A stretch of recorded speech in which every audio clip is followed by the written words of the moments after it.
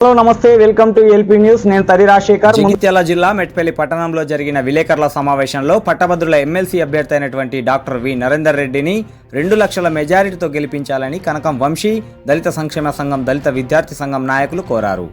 కనకం వంశీ మాట్లాడుతూ తెలంగాణలో విద్యా వ్యవస్థనే మెరుగుపరిచి ఆంధ్ర కార్పొరేట్ విద్యా సంస్థలను తలదన్నే విధంగా తెలంగాణ విద్యార్థులను తీర్చిదిద్దిన ఘనత నరేందర్ రెడ్డికే సొంతమని అన్నారు.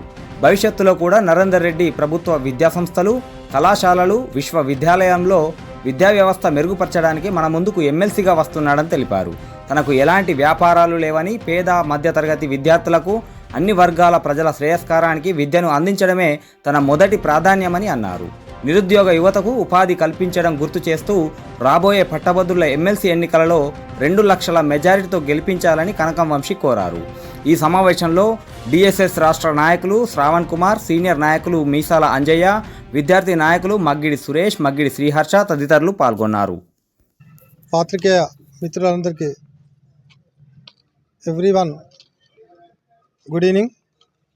ముఖ్యంగా ఈరోజు హాట్ టాపిక్ అయినటువంటి పట్టభద్రుల ఎమ్మెల్సీ స్థానానికి మన ఉమ్మడి కరీంనగర్ జిల్లాకు సంబంధించిన విద్యావేత్త, అందులో చొప్పదండి నియోజకవర్గ వాస్తవ్యుడు, ఉమ్మడి కరీంనగర్ జిల్లా స్థానికుడు గౌరవనీయులు డాక్టర్ వి నరేందర్ రెడ్డి గారికి మా దళిత సంక్షేమ సంఘం పక్షాన, అదేవిధంగా కాంగ్రెస్ పార్టీ రాష్ట్ర నాయకుడిగా పూర్తి సంపూర్ణ మద్దతు ప్రకటిస్తూ రాబోయే ఎన్నికల్లో ఈరోజే ఎన్నికలకు సంబంధించిన షెడ్యూల్ విడుదల కావడం జరిగింది. అది అఫీషియల్గా కాకుండా ప్రెస్ ద్వారా విడుదలైంది. రేపు అఫీషియల్గా విడుదలయ్యే అవకాశాలు ఉన్నాయి.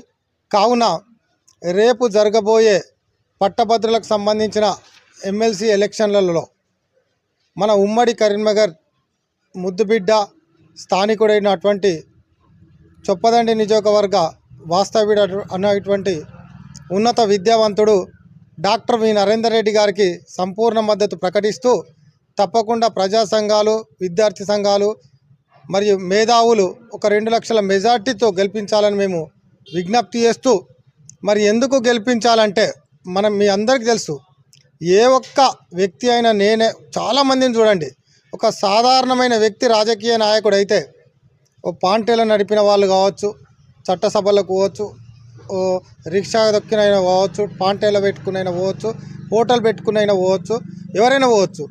కానీ చట్టసభలకు అయిన తర్వాత ఏం చేస్తున్నారు కదా అంటే, వాళ్ళు రియల్ ఎస్టేట్ వ్యాపారాలు చేస్తుండ్రు, వెంచర్స్ చేస్తుండ్రు, బిల్డర్స్ అవుతుండ్రు, ల్యాండ్ మాఫియా అవుతుండ్రు, డ్రగ్స్ వ్యాపారాలు చేస్తుండ్రు, డ్రగ్స్.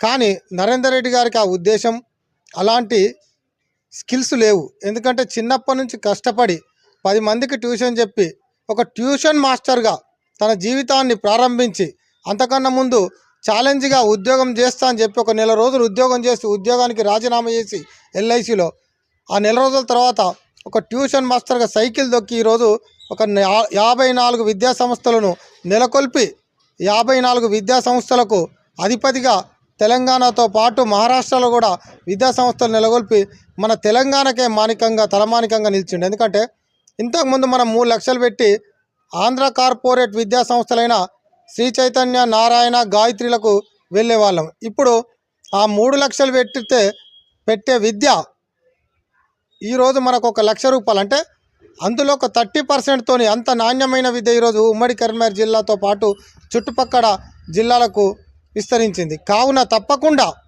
మీరందరూ వీటిని ఉద్దేశం మనసులో పెట్టుకొని రాబోయే రోజుల్లో ఎంతమంది పోటీకి వచ్చినప్పటికీ కూడా కులం లేదు, మతం లేదు, ఆల్ ఫోర్స్ నరేందర్ రెడ్డి అంటే అందరి వాడనే ఉద్దేశాన్ని మీ అందరికీ మరొకసారి తెలియజేస్తూ, తనకు కాంగ్రెస్ పార్టీ టికెట్ అనేది 100కు 200% ఈరోజు రేపు అనౌన్స్మెంట్ అవుతుంది.